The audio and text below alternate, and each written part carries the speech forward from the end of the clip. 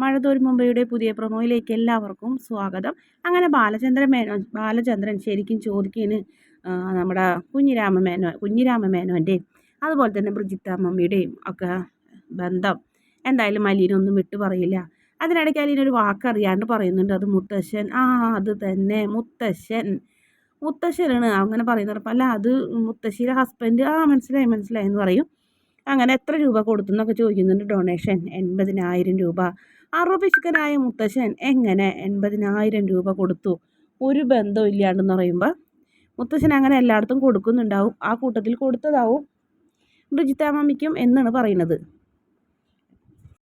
പിന്നീട് നമ്മുടെ ബബിത അലീനനെ ചവിട്ടി താത്തി കഴിഞ്ഞിട്ട് അച്ഛൻ്റെ അതിക്ക് പോയിട്ടുണ്ട്. നീ കോണിമ്പല്ലടി കേൾക്കാൻ നിൽക്കാനോടി എൻ്റെ അച്ഛനെ കാണാൻ പോവാൻ. എനിക്കറിയാം അച്ഛനെ ഞാൻ 18 വർഷം ആയിട്ട് കാണുന്നതല്ലേ, നീ നിൻ്റെ സ്ഥാനത്ത് നിന്നാൽ മതി എന്നൊക്കെ പറഞ്ഞ് അവിടെ അടിച്ചിരുത്തി കഴിഞ്ഞിട്ട് നേരെ പോകുന്നുണ്ട്. അവിടെ ചെല്ലുമ്പോൾ അച്ഛനെതിരാ വിളിച്ചേ എന്ന് ചോദിക്കും. ഞാൻ വിളിച്ചത് നിന്നെ അല്ലല്ലോ, അലീനല്ലേ. ആരായാലും എന്താ, അവളവിടെ അപ്പുറത്തുനിന്ന്. അച്ഛൻ എന്നോട് പറയും, ഞാൻ ചെയ്തുതരാമെന്ന് പറയും. എനിക്ക് കൊഴുക്കട്ട വേണമെന്ന് പറയും, പിന്നെ ജ്യൂസും. അപ്പോൾ അത് പറഞ്ഞപ്പോൾ അതൊന്നും എനിക്ക് ഉണ്ടാക്കാൻ അറിയില്ല. പിന്നെ നീ എന്തിനാണ് ഇങ്ങോട്ട് വന്നത്?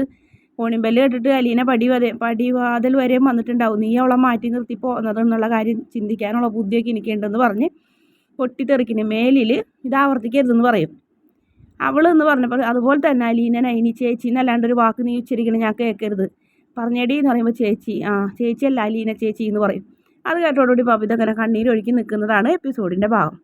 പിന്നീട് വൈജയന്തി അലീനനെ കൊണ്ട് പൊറുതിമുട്ടി ബാലേന്ദ്രനെ കൊണ്ടും അതുകൊണ്ട് കമലേട്ടത്തിനെ വീണ്ടും വിളിക്കുന്നു. അപ്പോൾ കമലാണെങ്കിൽ കമലയ്ക്ക് മനുവിൻ്റെ തലയിൽ നിന്ന് അലീന ഒഴിയാൻ വേണമല്ലോ, അപ്പോൾ അതുകൊണ്ട് തന്നെ ഒരു ബുദ്ധി ഉപദേശിച്ച് കൊടുക്കുകയാണ്. നമ്മുടെ അലീനയ്ക്ക് വിഷം കൊടുക്കുക ചായയിൽ, അതൊക്കെ ചെയ്യാൻ പറ്റുമോ എന്ന് പറയും. അതൊക്കെ വേണ്ടി വന്നാൽ ചെയ്യണം, അതന്നെ നിവൃത്തിയുള്ളൂ എന്ന് പറയുന്നുണ്ട്. പിന്നീട് ഇങ്ങനെ ആലോചിക്കുന്നു, അല്ലാതെ വേറൊരു മാർഗ്ഗം ഇല്ലേ എന്നൊക്കെ ഇങ്ങനെ ആലോചിച്ചുകൊണ്ട് ഇങ്ങനെ ഡൈനിങ് ടേബിളിൽ തല ചാച്ചി ഇങ്ങനെ കിടക്കുന്നുണ്ട് വൈജ. പിന്നെ കാണിക്കുന്നത് ബാലചന്ദ്രൻ നമ്മുടെ അലീനനോട് വിഷമം പറയുന്നു. എന്നെ എല്ലാവരും പറ്റിക്കുന്നു, എൻ്റെ ഭാര്യ മക്കൾ എല്ലാവരും പറ്റിക്കുന്നു. ആദർശം പറയുന്നത് നീ വരെ എൻ്റെ മുന്നിൽ നാടകം അഭിനയിക്കണമെന്ന് എനിക്കറിയാമെന്നൊക്കെ പറഞ്ഞ് ബാലേന്ദ്രൻ വിഷമത്തോടെ ഇങ്ങനെ പറയുമ്പോൾ അലീന അങ്ങനെ ആകെ വിഷമിച്ച് നിൽക്കുന്നുണ്ട്. കാരണം സത്യമാണ്, പക്ഷേ ഒന്നും തുറന്ന് പറയാൻ പറ്റില്ലല്ലോ. ആ വിഷമത്തിൽ ഇങ്ങനെ എന്ത് ചെയ്യുന്നറിയാണ്ട് ഇങ്ങനെ വിഷമിച്ച് നിൽക്കുന്ന അലീനയെ പുറമോൽ കാണിക്കുന്നത്. വീഡിയോ ഇഷ്ടപ്പെടുകയാണെങ്കിൽ ചാനലൊന്ന് സബ്സ്ക്രൈബ് ചെയ്ത് സപ്പോർട്ട് ചെയ്യണേ.